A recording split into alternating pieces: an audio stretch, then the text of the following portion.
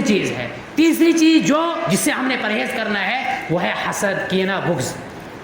نبی اکرم صلی اللہ علیہ وسلم نے حدیث پاک کے اندر فرمایا لا تحاسدوا ولا تباغضوا ولا تناجشوا وكونوا عباد الله اخوانا المسلم اخو المسلم لا يظلمه ولا يحقره ولا يخذله۔ نہ حسد کرو، نہ بغض کرو، نجس سے بھی باز آؤ اور اللہ کے بندے بھائی بھائی بن کر دنیا میں رہو۔ المسلم اخو المسلم، مسلمان کا بھائی ہے، لا یظلمہ، نہ اس پر ظلم کرتا ہے، ولا یحقرہ، نہ اس کو حقیر سمجھتا ہے، ولا یخذلہ، نہ اس کی مدد کو چھوڑتا ہے۔ یہ ایسی چیزیں ہیں، حسد ایک ایسی چیز ہے کہ جس کی وجہ سے انسان اپنا ہی گھاٹا کرتا ہے، کسی دوسرے کا اس میں کوئی نقصان نہیں ہے۔ حسد کا مطلب دوسرے سے جلنا، اپنے دل کے اندر دوسرے کی نفرت، دوسرے کے خلاف عداوت کو پال لینا، دوسرے سے جلنا کہ اس کے پاس اگر یہ نعمت ہے تو کیوں ہے، میرے پاس بھی نعمت ہونی چاہیے۔ حسد کا نقصان یہ خود انسان کو ہے، کسی دوسرے کو اس کا نقصان نہیں۔ جیسے آگ لکڑی کو کھاتی ہے، اس طریقے سے حسد جو ہے وہ نیکیوں کو کھاتی ہے۔ جب ہم آگ لگا دیتے ہیں لکڑی میں یا گھاس میں اور وہ سوکھا ہو تو وہ کیسے تڑ تڑ کر کے جل جاتا ہے، اسی طریقے سے جب انسان کے دل کے اندر اپنے بھائی کے خلاف حسد ہو، بغض ہو، عناد ہو، کینہ ہو تو اس کی نیکیاں ایسے ختم ہوتی ہے جیسے وہ آگ اس لکڑی کو جلا دیتی ہے۔ حسد انسان اپنا نقصان کرتا ہے حسد کی وجہ سے۔ ایک حکایت نقل کی ہے کہ ایک آدمی تھا، وہ بڑا اللہ کا نیک بندہ تھا، اس نے گاؤں کو چھوڑ کر، آبادی کو چھوڑ کر ایک جنگل میں تنہائی اختیار کی اور وہیں پر اللہ کی عبادت کرنے لگا۔ عبادت کرتے کرتے وہ سال گزر گیا۔ سال گزرنے کے بعد اس کے دل میں الہام ہوا، اس کو بتلایا گیا کہ آپ کی عبادت قبول ہو گئی ہے، اب مانگو آپ جو مانگنا چاہتے ہو۔ اس نے کہا یا اللہ میرے کھانے کا بندوبست کر دیجئے، کوئی چیز مجھے دے دیجئے جو زندگی بھر چلتی رہے گی، جس سے کھانے کا گزارا ہو جائے۔ تو اس کو ایک ہانڈی دی گئی جس سے وہ کھانے لگا۔ چند مہینوں کے بعد وہ وہاں سے واپس آیا، واپس آنے کے بعد اپنے گھر میں بیٹھا، وہیں پر عبادت کرنے لگا۔ اس ہانڈی سے اس کا بھی گزر بسر چلنے لگا، اس کے گھر والوں کا گزر بسر بھی چلنے لگا۔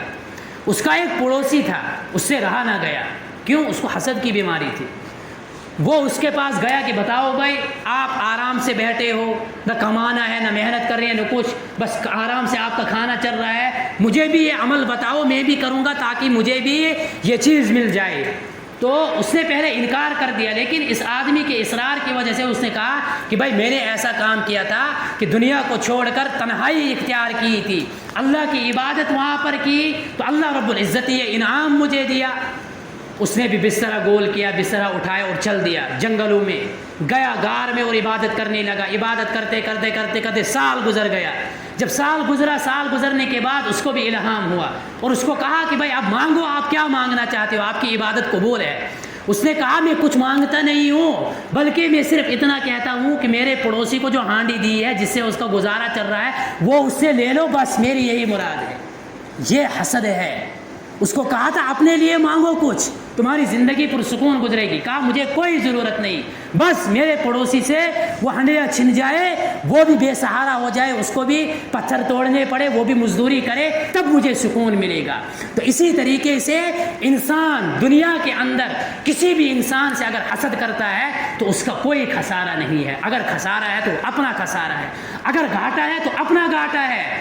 حسد اگر کرنا ہے، حدیث پاک کے اندر آتا ہے لا حسد الا فی الاثنین، دو چیزوں کے اندر حسد کرو۔ علم کے اندر کہ جس علم کو آپ آگے پھیلاؤ اس سے لوگ فائدہ مند ہو، اور مال کے اندر جو مال آپ کے پاس آئے اس کے ذریعے سے آپ غربا، مساکین اور فقراء کی مدد کرو۔ ان دو چیزوں میں آپ حسد کر سکتے ہو، اس کے علاوہ کسی دوسری چیز میں حسد جائز نہیں ہے۔ تو یہ تیسری چیز ہے کہ جس چیز کو ہم نے اپنی زندگی سے نکالنا ہے۔ اللہ کے نبی صلی اللہ علیہ وسلم نے فرمایا وَكُونُوا عِبَادَ اللَّهِ إِخْوَانًا، اللہ کے بندے بھائی بھائی بن کر رہو۔ آج تو بھائی بھائی بھی آپس میں ایسے ہے۔ اللہ کے نبی صلی اللہ علیہ وسلم نے کہا تھا بھائی بھائی بن کر رہو۔ بھائی اپنے بھائی کا ساتھ نہیں چھوڑتا ہے، اس پہ جلتا نہیں ہے۔ بھائی کو اگر آرام ہے تو چھوٹا بھائی خوش ہوتا ہے، چھوٹے کو ہے تو بڑا خوش ہوتا ہے۔ اس طریقے سے دوسرے لوگوں کے ساتھ رہو۔ اگر کسی کو آرام ہے تو اس کے آرام سے خوش ہو جاؤ، جلو نہیں۔ یہ دعا کرو کہ اللہ جس طریقے سے اس کو دیا ہے مجھے بھی دے، یہ نہیں کہ اللہ اس کو یہ چیز جو اس کے پاس ہے یہ اس سے ختم ہو جائے، یہ برباد ہو جائے، یہ ہلاک ہو جائے، یہ کرو گے تو اس کو کوئی فرق نہیں پڑے گا، تم ہی ہلاک اور برباد ہو جاؤ گے۔ یہ چیز ہماری زندگی کے اندر جو سکون ختم کرتی ہے، وہ تیسری چیز ہے کہ ہماری زندگی سے سکون ختم ہو جاتا ہے۔ چوتھی چیز ہے